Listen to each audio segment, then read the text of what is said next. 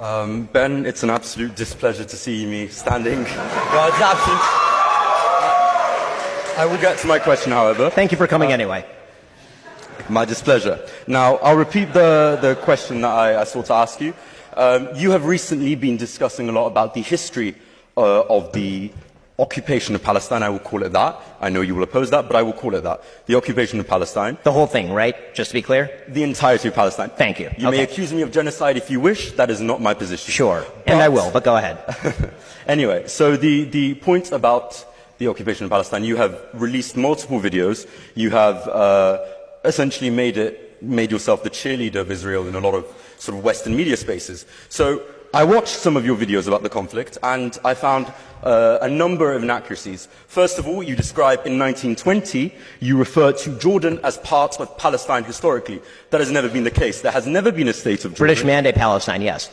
That is still not the case. Jordan has never been part or considered part of Palestine. The only time that Jordan has been considered adjacent to Palestine is part of sort of biblical mythology where Transjordan was a reason. That's wildly inaccurate. The British Mandate had a mandate over all of Palestine, and then they separated off Transjordan and handed it to the Hashemite Kingdom of Jordan. You will get your chance to reply. Let me finish. Now, the second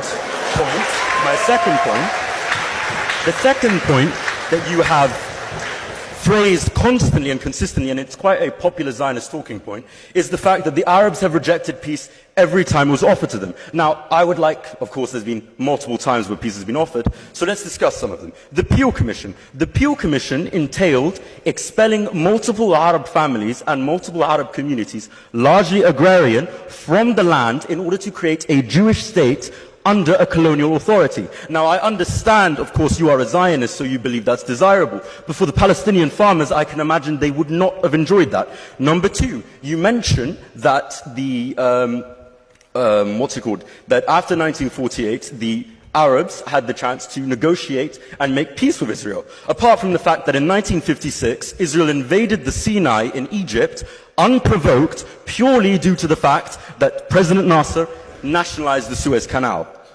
Then you claim that the 1967 war was a war of extermination. But if you will read any trusted and respected historian over the 1967 war, and perhaps you may even decide to read some of the books of Moshe Dayan about the actual conflict, where he describes that Israel actually provoked the conflict and there was no chance of the extermination of Israel.